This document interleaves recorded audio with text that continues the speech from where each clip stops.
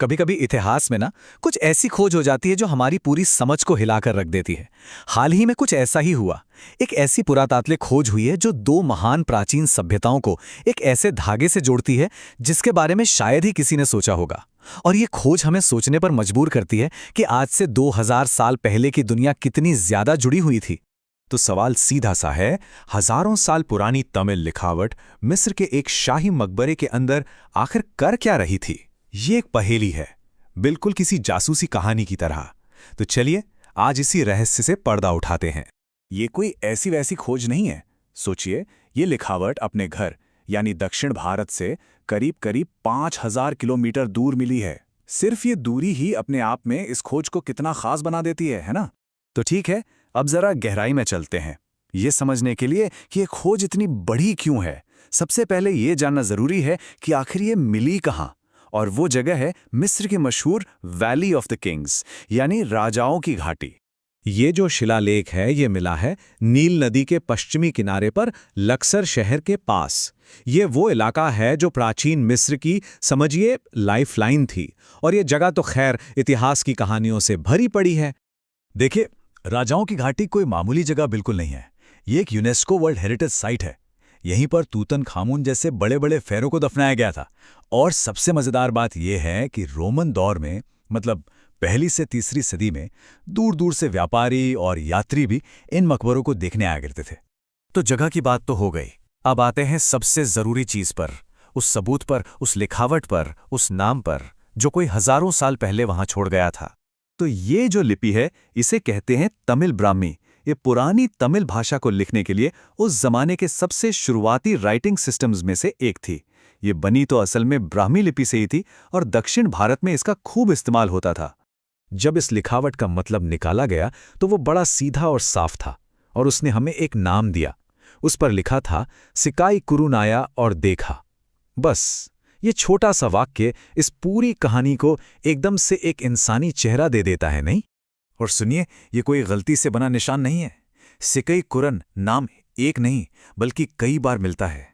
इससे अंदाजा लगता है कि ये कोई बड़ा आदमी रहा होगा, शायद कोई बड़ा व्यापारी या कोई खास शख्स जिसने जानबूझकर वहां अपनी यात्रा का रिकॉर्ड छोड़ा, ठीक वैसे ही जैसे उस दौर के ग्रीक और लैटिन यात्री किया करते थे। तो अब सवाल ये उठता है कि ये इंसान आखिर वहां पहुंचा कैसे? इसका जवाब जानने के लिए हमें उस दौर के रोमन साम्राज्य और भारत के बीच जो ट्रेड होता था उसे समझना पड़ेगा। देखिए, पहली से तीसरी सदी के दौरान मिस्र पर रोम का कब्जा था और उनका भारत के साथ समुद्री व्यापार जोरों पर था। व्यापारी क्या करते थे? मॉनसून की हवाओं का फायदा उठाकर दक्षिण भारत के मुजिरिस जैसे बंदरगाहों से सीधा लाल सागर तक का लंबा सफर तय करते थे। और ये कोई छोटा मोटा व्यापार नहीं था, बहुत ही फायदेमंद सौदा था। भारत से क्या जाता था? मसाले, खासकर काली मिर्च, कीमती पत्थर, बेहतरीन कपड़े। और बदले में रोमन मिस्र से क्या आता था? सोने के सिक्के, वाइन और कांच का सामान। तमिलनाडु में जो इतने सारे रोमन सिक्के मिले हैं ना, वो इसी मजबूत ट्रेड रिलेशन का पक्का सबूत हैं।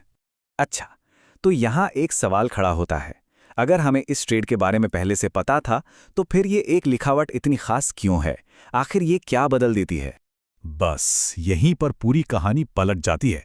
देखिए, पहले इतिहासकार ये मानते थे कि भारतीय व्यापारी बस लाल सागर के बंदरगाहों तक ही आते जाते थे, अपना सामान बेचा और वापस। लेकिन ये नया सबूत कुछ और ही कहानी कहता है। ये बताता है कि वो लोग मिस्र के अंदर, काफी अंदर तक सफर करते थे, बिल्कुल आज के टूरिस्ट की तरह, ताकि वो वहां के बड़े बड़े स्मारक देख सके। ये जो 5000 किलोमीटर की दूरी है ना, ये सच में अभूतपूर्व है। आज तक तमिल ब्राह्मी लिपि अपने घर से इतनी दूर कभी नहीं मिली।